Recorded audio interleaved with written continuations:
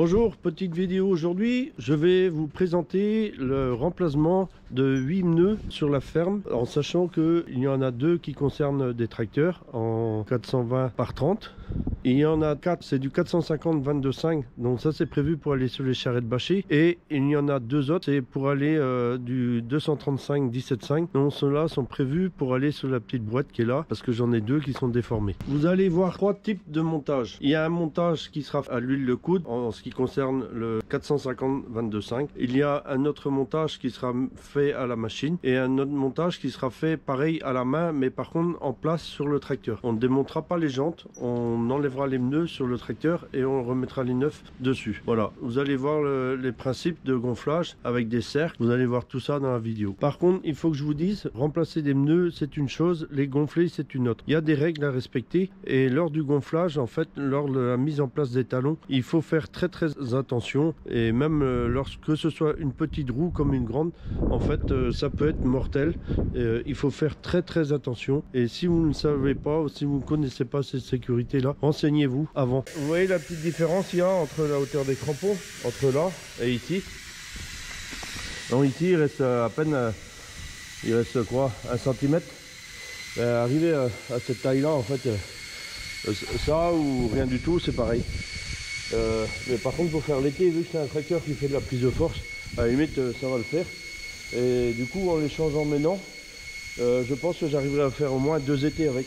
Et comme ça j'aurai des très bons crampons pour l'hiver prochain, et des très bons aussi encore pour l'année d'après. Donc là on est en train de les dégonfler, c'est pour ça que vous voyez le pneu qui est en train de les dégonfler, parce qu'on va les décoller.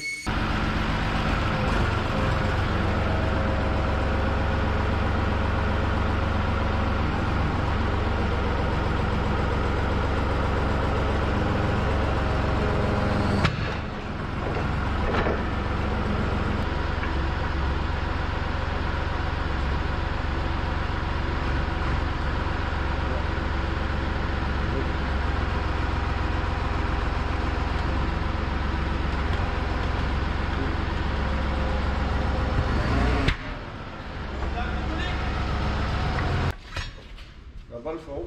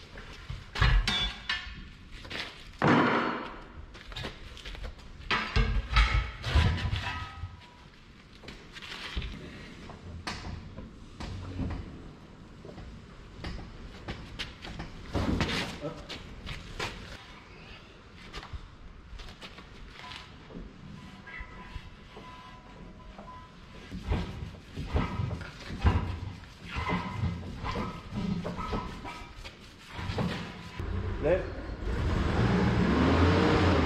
Baisse.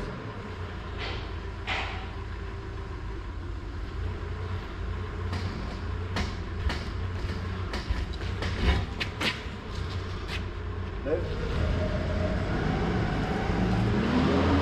Baisse.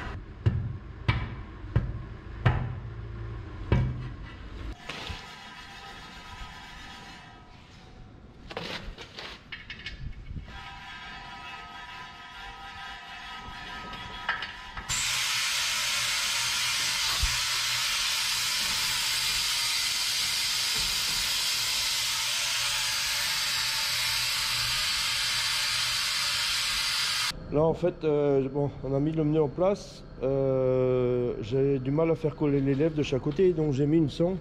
Bon, ça suffit pas. Comme j'ai un petit compresseur, je suis en train d'attendre qu'il recharge, hein, qu'il soit au maximum de sa capacité. Alors l'idéal, plus il y a la pression, plus c'est facile. Alors nous, on s'arrête à 10, alors que les spécialistes, ils sont au moins à 14 bars. Donc nous, automatiquement, puisqu'on avait laissé l'air sortir, on était peut-être descendu à 6 ou 7 ou 8, et on n'avait aucune chance.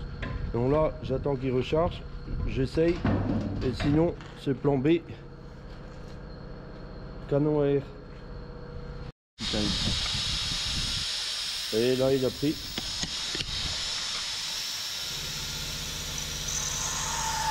On le débranche là dès qu'il colle ou quoi?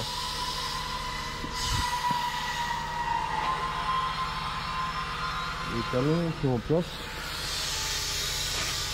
Ouais, les talons sont en place. Alors on va mettre l'embout.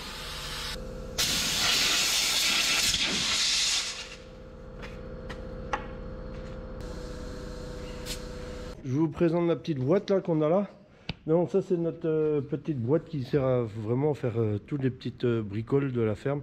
Bon, l'avantage c'est qu'elle est très basse. Bon là en fait elle est surélevée, donc il ne faut pas en tenir compte. Donc c'est une petite remorque qu'on a refaite avec une seule tôle qui va de part en part. Ce qui fait que du tout il n'y a pas d'eau du tout à traverser le plancher. L'eau coule par les côtés et après j'avais fabriqué des ridelles en alu pour aller dessus. Voilà. Bon, c'est une remorque qui fait 2,10 m hors tout et qui sert vraiment pour faire toutes les bricoles parce qu'elle est très très basse et facile. Bon, hier je prendre les roues avec. Donc ici, j'en avais deux à refaire. Alors elles sont là. Le souci c'est que, bon, en fait les pneus s'étaient déformés. Comme vous pouvez voir, même on avait commencé à taper la ferraille. Bon, c'est pas... Disons, il n'y avait pas de problème de surpoids ou quelque chose, parce que c'est vraiment pas une remorque dans laquelle on met du poids dedans. Ici, ce que je vais faire, je vais essayer de les démonter avec la machine qu'on a là. Sauf que, bon, ça c'est une machine qui est prévue pour faire du véhicule léger. Alors ici, c'est des pneus de porte-char. Bon, peut-être ça le fera pas, on verra bien. De toute façon, autrement, je sais comment je vais faire.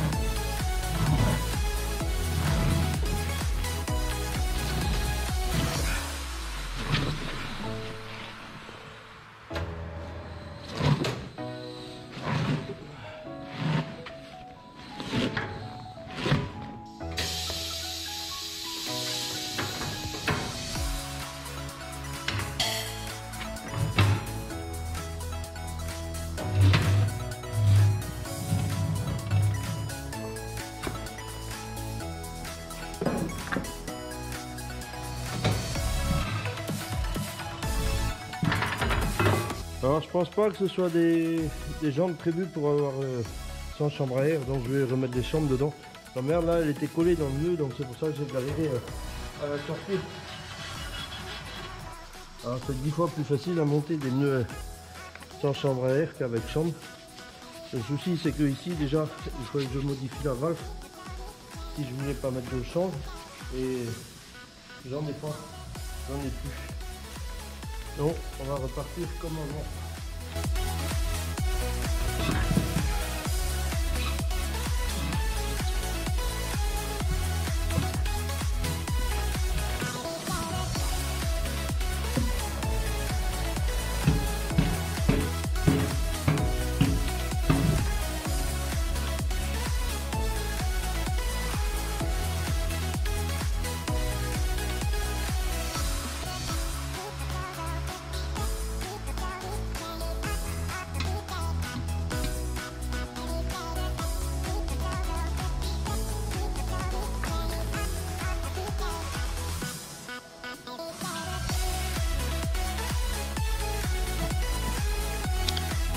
Alors là, je fais ressortir la valve ici.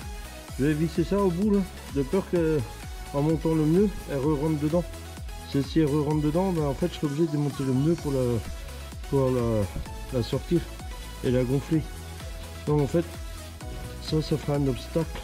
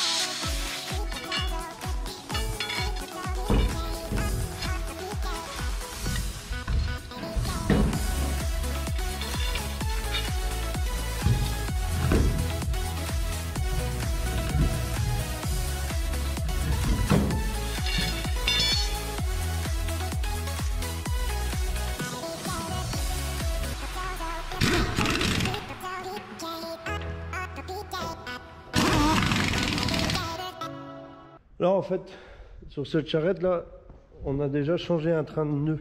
Donc il a fait 3-4 mois. Il était derrière, il était bouffé, il était complètement lisse. J'ai mis les pneus neufs sur l'essieu du milieu parce que celui-là n'est pas freiné. Du coup maintenant ce qui se passe c'est que l'essieu de derrière il est mort. On commence à avoir les bouts de caoutchouc qui se décollent là. Tout ça là. Celui-ci c'est pareil. Pause.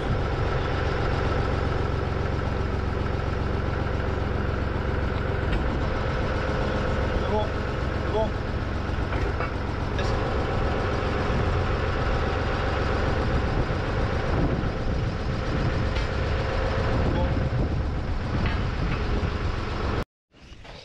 Bon, ça y est, elles sont toutes décollées. Les 4. Donc, les nouvelles chaussettes sont là. Ici. Non, vous avez bien compris, on tire les vieilles pour mettre les nouvelles. Un truc tout simple. Mais, à l'huile le coûte.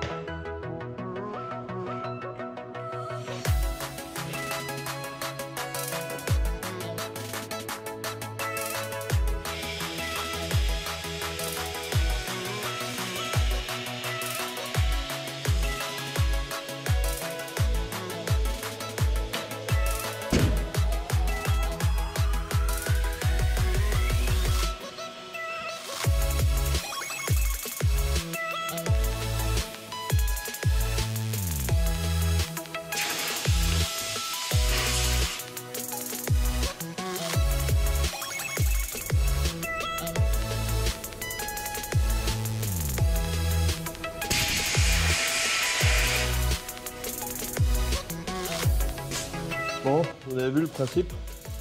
En fait, pour l'ouvrir, on l'ouvre complètement, comme ça. Et après, quand on referme, et il fait l'étanchéité là sur les bords.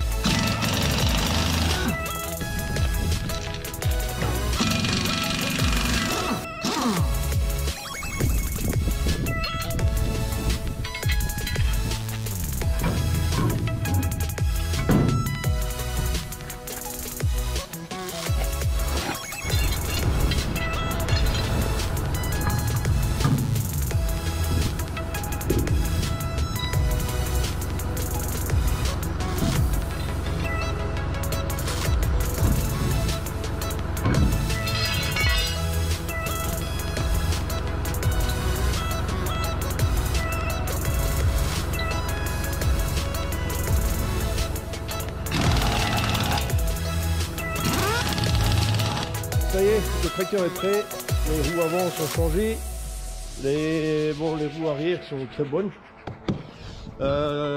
Par contre, concernant la remorque, eh ben ici en fait on a changé les 4, donc comme ça tout cet ensemble là est refait quasiment à neuf. Alors bon, vous avez vu que j'ai démonté les roues de cette charrette là pour aller sur celle-ci. Bon, pour l'instant je les remonte pas. Lundi, en fait, on n'en a pas besoin parce qu'on a des volumes beaucoup plus faibles maintenant. Et celle-là, tant qu'à l'avoir démonté, je vais revoir toutes les petites biellettes de frein. Là. Vous voyez, en fait, j'aurai ici la biellette à déplacer sur l'arbre. Bon, mais tout ça, il faut calculer, il faut mesurer les courses et tout.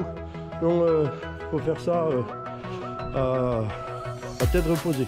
Bon, voilà, la vidéo s'achève. Du coup, je vous souhaite un très bon week-end et surtout de très bonnes fêtes. Et je vous dis à plus.